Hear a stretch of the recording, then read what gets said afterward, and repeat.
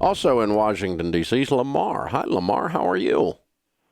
I'm good. How are you doing? Better than I deserve. What's up, man? Got a question. My fiance is still on the mortgage loan with her ex-husband. Oh, Lord. Yeah, and it wasn't specified in the divorce decree as to when to sell it. So I was trying to figure out what are her options to get out of it, or are there any? The mortgage company is not going to let her go. The only way that she gets let go is when that loan is paid off. It's only paid off when he sells the house or refinances the house. What is the interest rate? I'm not even aware of that. Okay. What is the relationship? How toxic is it with her ex? Not very. So fairly amiable. Okay. Do you have any idea what the loan amount is? No. Okay. What do you guys make a year? Me, 130. Her about the same. Okay. So you're making bank. Good for you guys. What do y'all do for a living? Telecommunications. Good for you. DOD. Very cool. Well, thank you. Good. Okay. So here's why I'm fishing, because I wanted to gather a piece of information or two to see if it would work.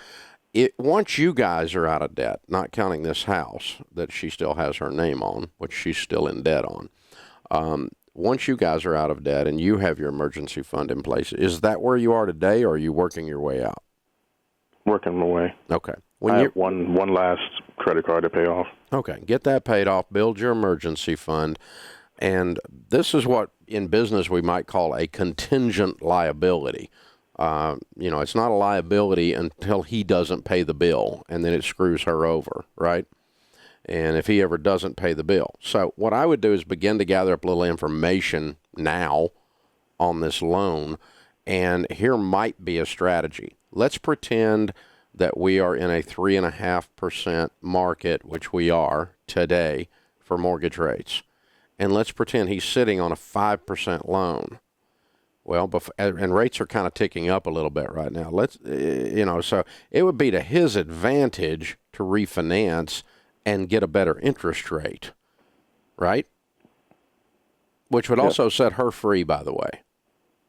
So if he has enough room, he doesn't owe so much on the loan. They don't owe so much on the loan versus the value of the house, the loan to value ratio.